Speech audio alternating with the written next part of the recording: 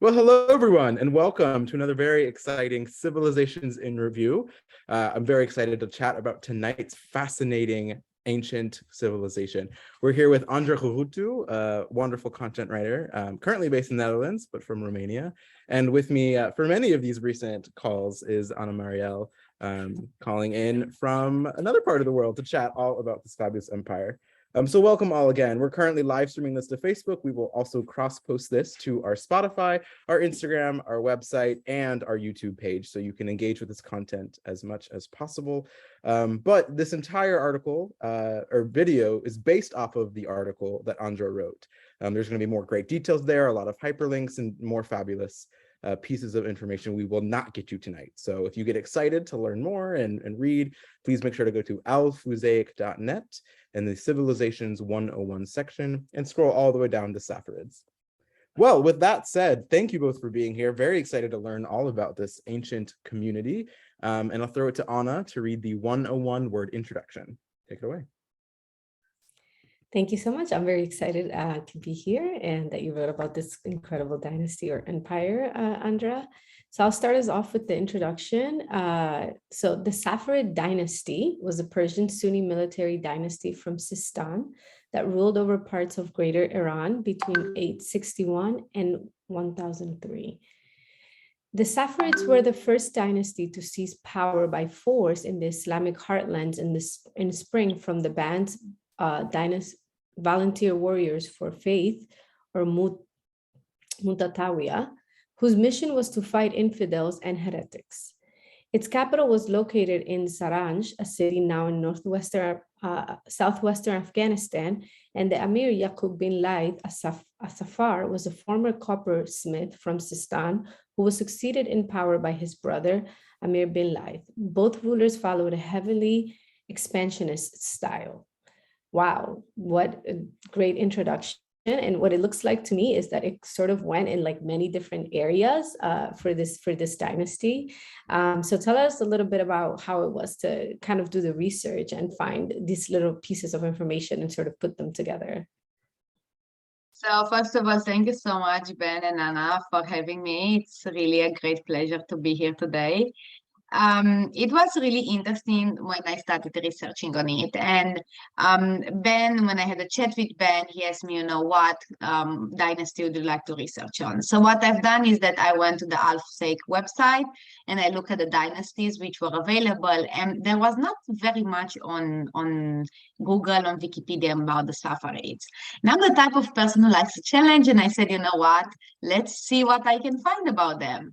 So I have to admit it was a bit difficult at first because there is not so much information available, at least on Wikipedia or on the sources that you normally look for. So what I did is that I went on Gestor and on some other academic websites about history, and that's where I found most of the information. So it was for me a very educational process as well. Love it. Thank you for adding to our list. We're sort of near the end of our Civilizations in Review section. There's very few ancient civilizations left, so it might get a little bit harder for those listening who want to help finish our civilizations section entirely. It's a little bit harder, but I think that makes the challenge, as you just said, Andra. These empires, civilizations, dynasties, kingdoms, etc., are still part of history. There's one before and one after it. And so they're sort of the timeline of ancient communities is also something that's been really useful for a lot of our members. And I've been really excited to read this so far. So yeah, I'm just curious sort of what fun fact initially really interests you about this empire. A fun fact in general that interests me is actually the fact that there is not much written about it. Because when I read about it the first time and I realized what the Saffarids were all about, I realized that it's actually very, very similar to what has happened nowadays in other parts of the world. For example, recently, the Taliban took over Afghanistan in a similar manner that the Saffarid dynasty started being formed. At the time, the Abbasids were controlling the region, and Yaqub was a coppersmith. And he started gaining a lot of followers next to him. He was talking about the politics, he was talking about the Iranian resistance, since the dynasty was formed very shortly after the Arab conquest of Iran. He had these very nationalistic ideas in mind. So it was the first dynasty which actually took seized power by force. So for me, that was quite interesting that it's not really that developed in terms of online resources, because their history is very similar to what's happening in some parts of the world these days. Not that much of a fun fact, but something maybe that I thought it's quite interesting. No, you're right.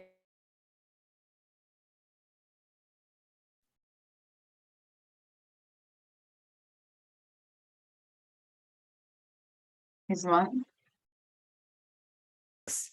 You know, it's very interesting.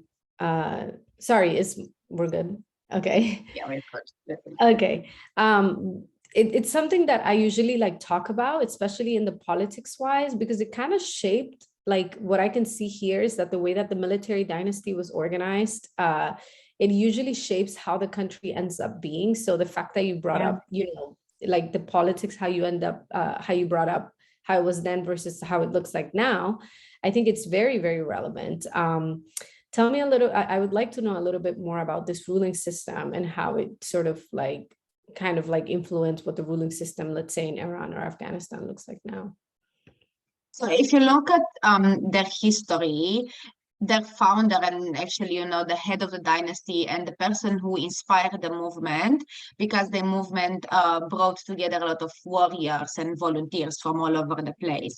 And Yaqub and then his brother Amr, and there is something very interesting about the history that I will get further on into. They were very expansionistic. So they seized power by force, and throughout their various campaigns, they always went and had very brutal fightings with other dynasties around the region. For example, something that one of the biggest fights that they had, and actually it was then when they got expanded the most, was with the Kharijites. And this was the seizing of the power in Khorasan. And after that, they reached their peak of influence in 873. And they had a very expansionist style. They seized power by force. They were always fighting a lot. And they also had slaves that were doing a lot of business for them, that were doing their course. So they were what you'd call today modern day dictators. And also Yaqub was the type of leader that didn't listen to anyone. The only two people that had access to him were his brother Amr, and then he had his right hand that was advising him on matters regarding the military. But he was eventually the one who took all the decision, and he was the one who prompted the military in a sense. Fascinating. Yeah, that's a pretty typical political style with a lot of these ancient empires, where military expansion, slavery, like those pieces are pretty common in a lot of these empires. So that doesn't surprise me that that's the Saffarid model. Fascinating. Even within the empire itself, and if I can just mention something because it's very related, even within the empire itself, initially it was not Amr. So Amr is the younger brother of Yaqub.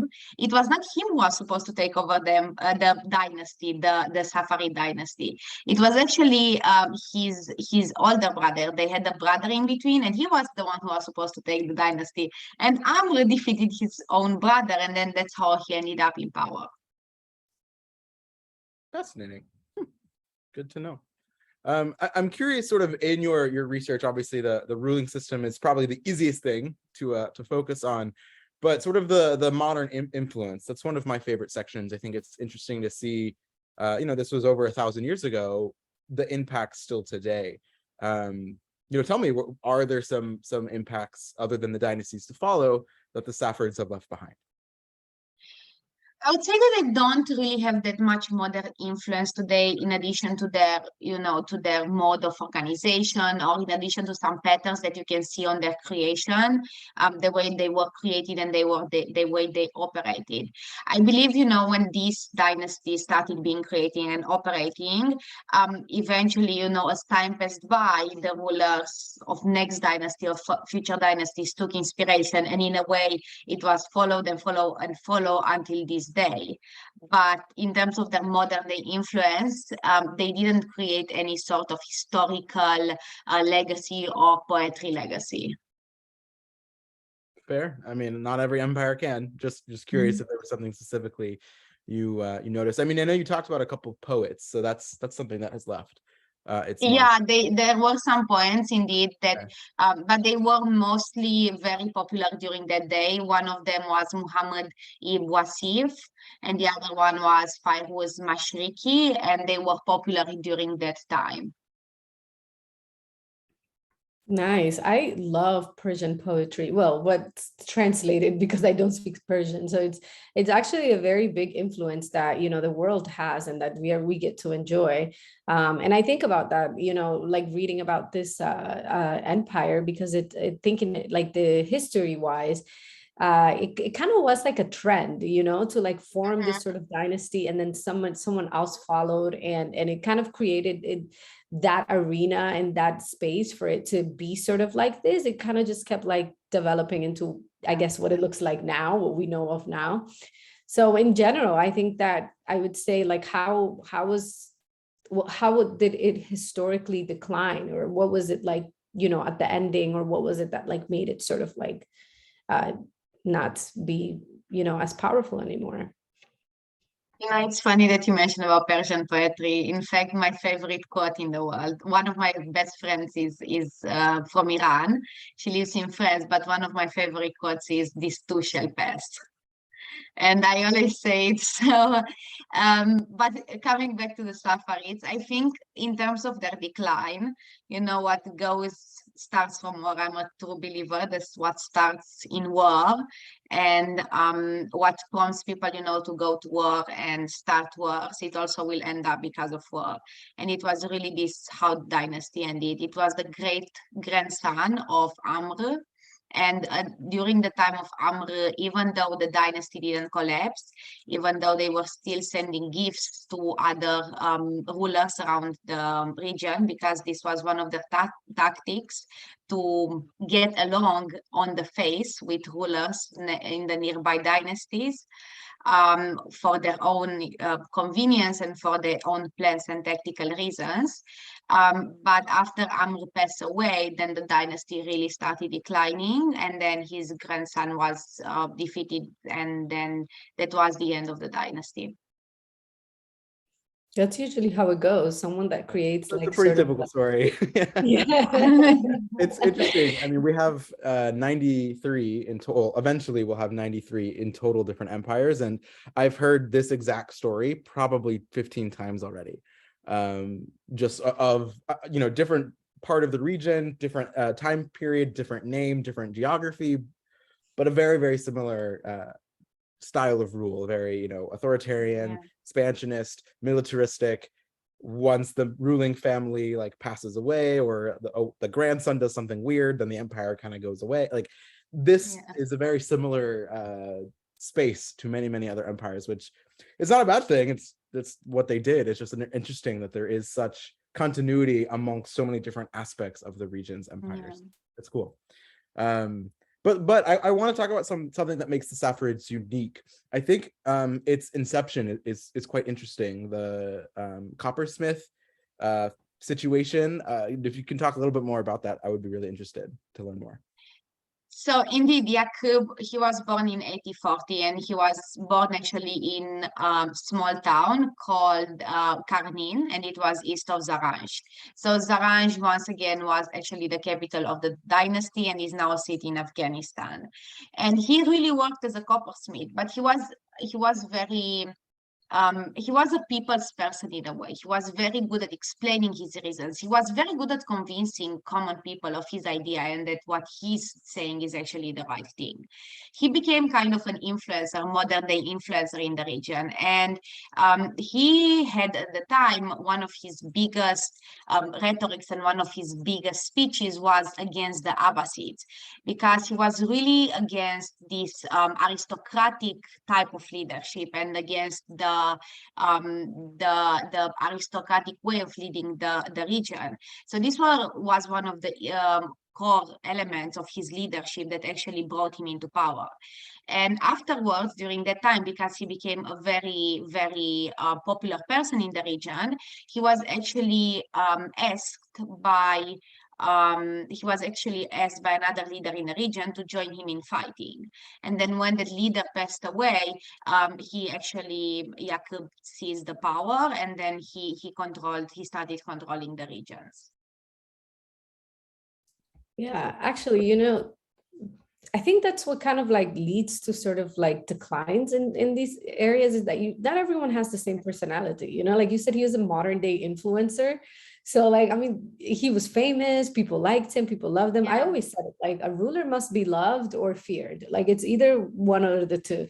So when you don't have this sort of like, when you don't have that outtake to people, you know, it's like, it kind of just like loses the value. So, you know, I mean, like, did he, considering this great relationship that he had with the people, you know, were there more like sort of relationships that were built in the like allies in rivalry way, in a way that sort of like helped him throughout this inception? Actually, that's even crazier because he didn't ever want any allies. So he was, I work alone, I don't want anyone. But he did get a proposal at some point. The leader of the Jan's rebels, he proposed an alliance with Yaqub, and it was really over this common negative attitude against the Abbasids. And to kind of emphasize how good of a convincer he was, so the Saffarids defeated the Kharijids. The Kharijids were at the time their biggest rival in the Khorasan region. After they defeated them, they killed their leader, they cut his head, and Yaqub incorporated many of their warriors into the Saffarid military because they were saying that, you know, we are all fighting against the Abbasids. So this guy managed to get so many of the warriors, and the previous leader of these warriors was killed by Yaqub. So to me, that was crazy. There was like, how is this even possible? Integrating your conquered like armies into your own, another pretty classic ancient empire move. This is really interesting, kind of like the most common ways of ruling, engaging, growing. The Saffarid has done all of these. That's so fascinating to me. Of like everything you have mentioned is not unique, not a bad or good thing. It's just interesting that those are the pieces that have continued and sustained. You know, because by time wise, to be the year 800 to 1000 is pretty late in the ancient empire games, since several of them span, you know, 3000, 5000 BCE, right? So, you know, Islam is in full force. They're probably the 8th or 9th post-Islam Iranian Persian Empire, right? So it's cool to see that even, you know, from 5000 years prior to that, these components are still embedded in how this empire or dynasty ruled itself. It's just so interesting to hear the similar components. I really enjoy that. Those are the, if you want to run an empire in the ancient Middle Eastern world, here's how. It's kind of the Saffarid tagline, it sounds like. It's interesting. It's consistent. They're consistent. Seriously, very much so. That's so interesting. One of the things I really love to do when uploading these empires is find the cover photo. I think it's always cool to, you know, see what visually can represent some of these ancient empires. The one for this cover photo is a statue of the main person of Yaqub Safar. I wasn't sure if you like have any more details about it, but I just think it's a cool little piece that I always like to highlight in the calls because it showcases the I don't know, unique photo elements of each empire. It's fine if you don't have any more details about it. It's just a statue. No, no, no, no, no. The photo is actually, it represents they were fighting a lot on horses, and Yeah, sure. that's what they represent, a soldier Yeah. fighting on a horse. And as you can see, the soldier is dressed pretty normally. So it represents the fact that the followers of the dynasty and the people that were there in the dynasty were common people. Yeah. This Yeah. specific statue is literally on the Afghanistan-Iranian border, but in Iran. It's like it's literally right on the edge. Walk 30 minutes, if not less, and you'd be in Afghanistan. So I thought that was cool as well. Like the far eastern stretch of Iran, which is, it's really the heart of this empire anyways, dynasty, excuse me, is where this modern statue is. And nothing more to say than that. I just think it's a pretty cool little piece of like geography, as well as, the horseback military, recognizing Yaqub bin Safar's role. Just something I wanted to mention. Yeah, yeah. that's really cool. It's definitely, if I ever go to Afghanistan, I will definitely check it out and remember, hey, I wrote a piece about this. I'm finally seeing it. I love that. That's fabulous. I'll definitely remember it if I ever see it. I'm gonna be like, hey, now I know who you are and what you did. Yeah. Yeah, that's incredible. Yeah, it's a 40-minute drive between Zabul and Zaranj. They're both on the border. Zaranj is the Afghanistan side, Zabul is the Iranian, but regardless, I mean, those borders did not exist back then, right? They do now. So it's just cool to see sort of the malleability as well of this ancient empire. Dynasty. How it's changed the city, or how it's changed these great countries over time, and also that they still sort of hold a little bit of like a small piece of these civilizations. It's a great thing to see, because a lot of times, well, in other places of the world, you don't really get this sort of like richness from what was there before. There's a lot that's been lost. So it's a pretty cool thing. That's another consistent thing about, Middle Eastern empires or dynasties, that many of the artifacts or things are still there, and you could still go and, maybe see them, or whether it's just the wall that represents something or a statue, it's just as important for these great empires. And anything else that really that made you feel like really excited, or like what was, besides finding a challenge, but the main reason why this appeared to be really interesting to you to write about? I think it was just, the fact that it was about Persia, and it's eventually a Persian dynasty. And I really, the name also resonated with me. I was Saffarid. It's okay. I would like to write about this. It sounds nice. And I saw that it's a Persian Sunni dynasty, and I just wanted to research more about it. I studied law, so I was not really, I'm not necessarily a history person. So I just wanted, because I saw that it's not much written about it. So I just wanted to see, let's learn something new. We certainly did. I learned about this awesome, story with you. And something I also really, I thought it was quite interesting was the fact that they actually created a new coin. So as they were conquering the different parts of the region, they actually conquered one of the biggest silver areas in the area, which was the Panjshir mines. And then they took all the silver from the mines and they started creating their own coins. So they were really trying to take over the place. Well, I mean, the founder was a coppersmith, so that doesn't surprise me that they designed this currency. The last thing I really want to mention that I think is really fascinating that we haven't talked about yet.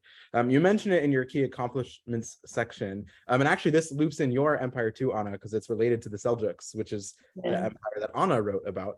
It's called the Iranian Intermezzo, or the Persian Renaissance. The Saffarids is like smack in the middle of this Sunni revival of the end of the Abbasid and the Sasanian, two other empires on Al-Fuzayk's website.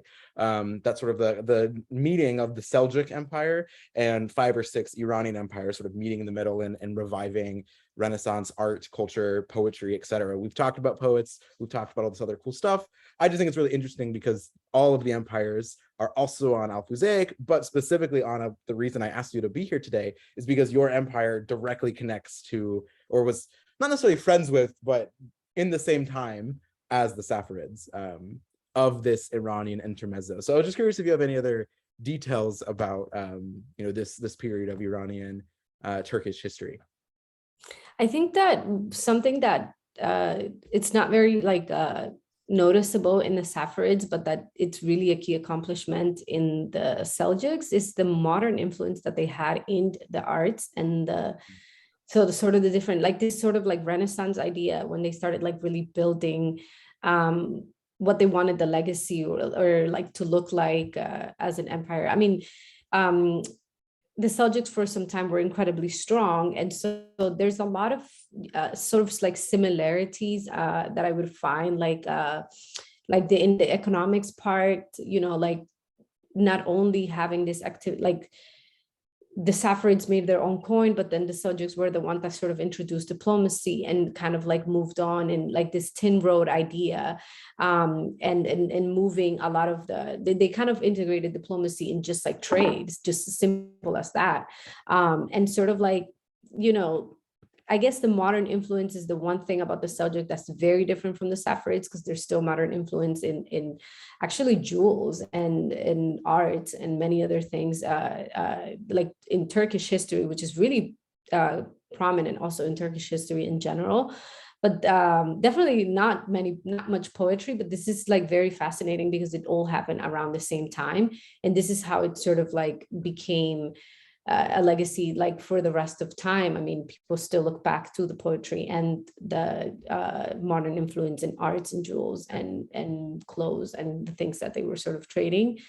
So that was one thing that I think that I find like sort of similarities and see how, it kind of relates to it being in the same time.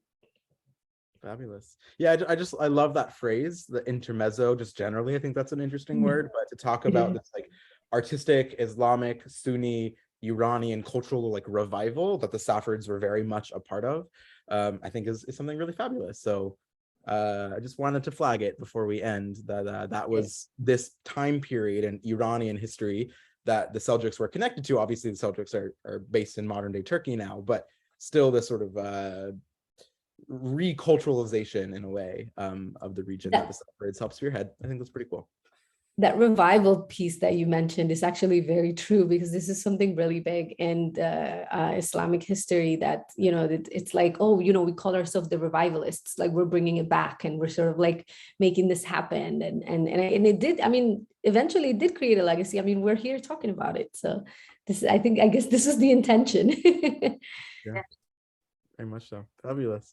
Well, any final pieces you'd like to share with us, Andra, before we wrap up? I appreciate your time and you writing this fabulous article, but any last things you want to share with us? No, nothing. It was really nice to be here today. Thank you so much for the invitation. And I would just like to remind everyone who is watching us to follow Al Hussein. The best. Thank you, Andra. Thank you, Anna, for your Seljuk knowledge as its writer, as well as interviewing and chatting with Andra. Thank you, Andra, for this fabulous article, really putting the piece of the puzzle of Iranian history.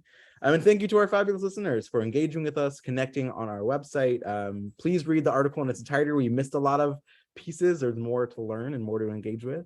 Yeah, and follow us at alfusaic.net. That's ALFUSAIC.net. Thanks all so much. Bye-bye.